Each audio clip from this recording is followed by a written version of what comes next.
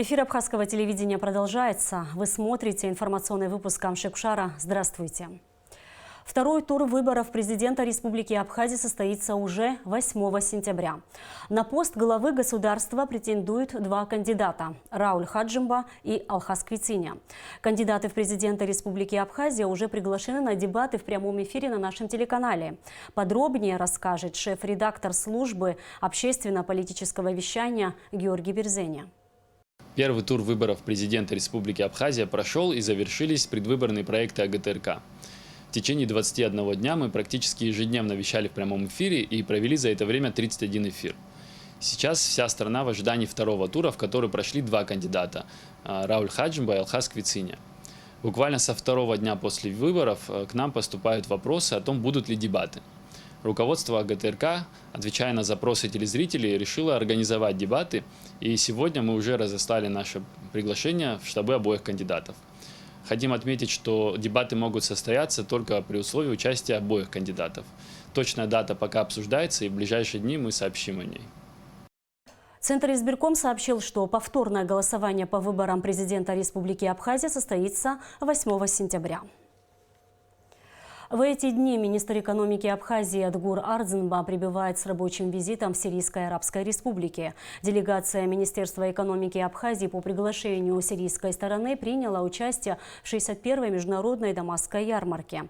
В рамках ярмарки прошла презентация товаров более 80 стран. В ходе рабочего визита Адгур Ардзинба встретился с министром экономики и внешней торговли Сирийской Арабской Республики Мухаммедом Самир Халилем. В ходе встречи министры обсудили вопросы текущего торгово-экономического воздействия двух стран.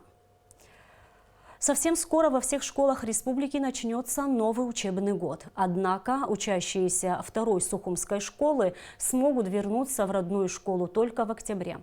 После пожара идет полная реконструкция здания школы. И, как обещают строители, два учебных корпуса школы будут сданы в эксплуатацию только через месяц. А обо всем подробно в репортаже Алики Трапш. Пострадавшей от пожара второй Сухумской школе полным ходом идут ремонтно-восстановительные работы. Чтобы ознакомиться с ходом строительных работ, школу посетила комиссия по ликвидации пожара под председательством советника премьер-министра Астамура Джикирба. За это время в школе проведена большая работа. Пострадавшая при пожаре кровля и ее конструкции полностью демонтированы, а монолитные перекрытия забетонированы. Крыша здания уложена металлочерепицей. В двух учебных корпусах уже завершены внутренние отделочные работы на потолках и стенах. Осталось уложить полы. В коридорах планируется уложить керамическую плитку.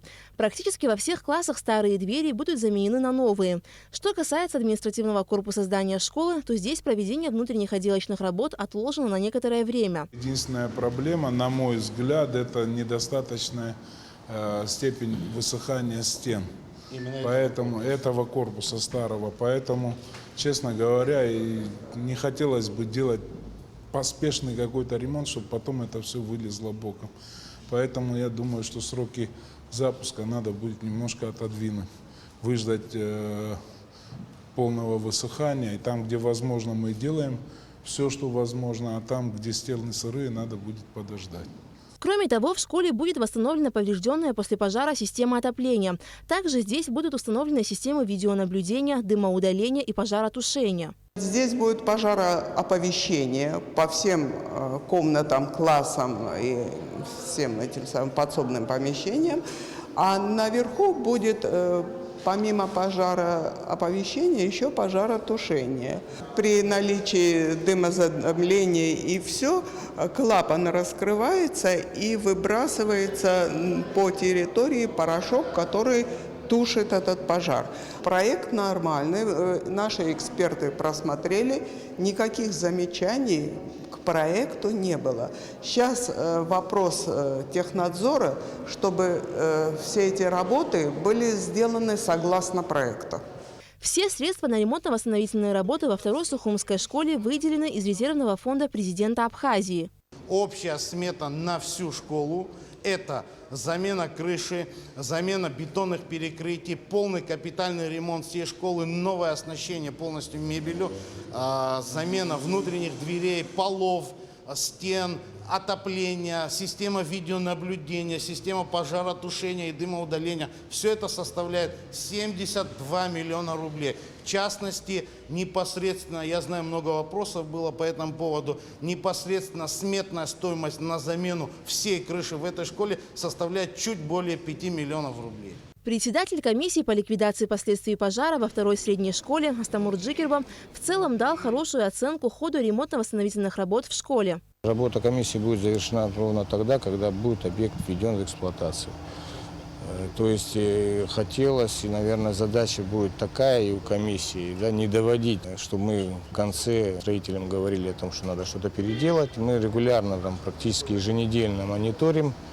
И если что-то не устраивает членов комиссии, то надо отдать должное строителям, они оперативно реагируют. Директор школы Ирина Павирскир сообщила, что несмотря на ремонтные работы, торжественную линейку в честь нового учебного года они проведут во дворе родной школы. Школа начальная, вот кто переходит уже в среднее звено, старшие классы, для них мы проведем линейку здесь, потому что все 1280 детей, плюс еще бабушки, дедушки, мамы и папы, к сожалению, мы сейчас в данный момент мы не уместимся здесь. И где лежит стройматериал, все-таки опасно для детей. А другие дети в это же время начнутся по школам, где они распределены, классные часы, посвященные Дню знаний. То есть все традиционные мероприятия, которые предусмотрены 1 сентября, праздничные мероприятия, наши дети обделены не будут, они пройдут у нас в школе. Таким образом, по словам строителей, 2 учебных корпуса второй Сухумской школы будут сданы в эксплуатацию к октябрю текущего года, а административный корпус чуть позднее. Алика Трапш, Степан Мартиросян, Дэвид Анкваб.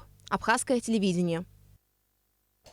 Собрать ребенка в школу – непростая, а главное – недешевая задача. Что необходимо современному абхазскому школьнику, выясняла Гугут Саварданя. До начала учебного процесса осталось несколько дней. Подготовка ко Дню знаний школьников страны идет к завершению. Собрать ребенка в школу – задача не из простых. Иногда это самое настоящее испытание для семейного бюджета. Мы решили узнать, сколько в общем обходится отправить одного ребенка в школу и насколько школьники страны готовы ко Дню знаний. За пару дней до начала учебного года на столичном рынке многолюдно. Дети с родителями все еще докупают необходимое к школе. У Эсма Авицба 2 детей – Амира и Садия, обе школьницы. В этом году Амира пойдет в 8 класс. По словам Амиры, она уже все подготовила к школе, осталось купить туфли. А вот ее младшая сестричка Садия пойдет в 4 класс. Девочка также почти готова к учебному процессу. Я уже почти готова к школе. Хочу очень пойти в школу и очень жду встречу с одноклассниками. По словам мамы Амиры и Садии, она потратила в среднем 15 тысяч рублей только на одного ребенка. Это не считая канцелярских принадлежностей. Кире Дарсале 6 лет. В этом году девочка пойдет в 1 класс. Девочка уже подготовилась к школе и с нетерпением ждет этого дня. Кира даже рассказала нам стихотворение, которое будет рассказывать на линейке.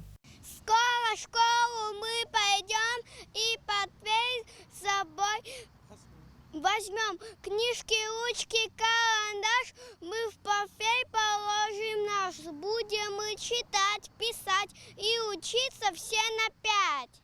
По словам мамы Киры, она подготавливала ребенка к учебному процессу заранее, уже с мая, а сумма затрат составила около 20 тысяч рублей. Где-то уже с мая я начинала потихоньку покупать всю канцелярию, выезжая в Сочи, в Москву, понемножку там покупала форму, ну, знаю, какая у нас в школе форма, юбочку, жилетку, туфельки. Портфель также я в июне уже где-то купила. Ну, комплект учебников новый в 1 класс где-то около 6 тысяч выходит. Ну, то есть как-то вот так по частям стараюсь получить зарплату, купить. У Марты Пачулия 2 детей. Старшая школьница Ренате 9 лет. В этом году девочка перешла в 4 класс. По словам Ренаты, она тоже готова встретить День знаний и с нетерпением его ждет. Я все лето скучала по своим одноклассникам и хотела пойти в школу. Я уже собрала книги, и мне купили уже школьную форму. Наша съемочная группа побывала и в одной из школ столицы. В абхазской средней школе номер 1 в этом году будут обучаться более 770 учеников, а в первый класс пойдут более 80 детей. Будет 4 первых класса. Они будут немногочисленные классы. Также очень много учеников в этом году, малышей, которые идут в подготовительные классы. Кроме того, по приказу министра образования и науки Отгура Какоба во всех школах республики была введена школьная форма. Для некоторой категории школьников форма была выделена бесплатно. В этом году мы получили, Министерство образования выделило для нашей школы 41 форм бесплатно. Это детям из многодетной семьи и малоимущим семьям. Вот несколько штук еще осталось. Я думаю, что сегодня-завтра его доберут. В этом году учебный процесс в школах республики начнется 2 сентября. По результатам нашего опроса многие школьники с нетерпением ждут Дня знаний. Однако, как мы выяснили, отправить хотя бы одного ребенка в школу удовольствие не из дешевых. Средняя стоимость затрат на одного ребенка составила 15-20 тысяч рублей, не считая канцелярских принадлежностей и книг. Гугут Савардания, Тамас Чиковани, Алексей Баструков, Абхазское телевидение. Абхазские предприниматели прибыли в Пятигорск с официальным визитом в целях содействия развитию отношений между предпринимателями малого и среднего бизнеса Республики Абхазия, Ставропольского края и региона Кавказских минеральных вод. Бизнес-делегация из Абхазии в составе 7 человек находится с официальным визитом в городе Пятигорске.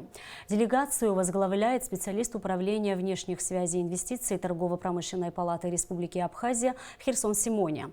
В рамках визита бизнес-делегации из Абхазии состоялся круглый стол, в котором приняли участие предприниматели Пятигорска. Визит делегации из Абхазии продлится до 30 августа. Взаимодействие между торгово-промышленными палатами Северокавказского федерального округа и Абхазии способствует проведению этой бизнес-миссии и дальнейшему укреплению взаимоотношений между Россией и Абхазией.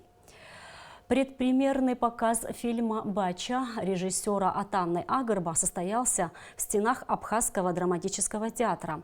Короткометражка вошла в программу британского кинофестиваля «The Life of Sessions», а также была доступна к просмотру на еще нескольких киноплощадках за рубежом. Сегодня увидеть фильм получили возможность и абхазские зрители.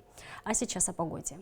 Казани достаточно популярны в кино. Подобная тематика выигрышно смотрится на экране и завораживает зрителя таинственно.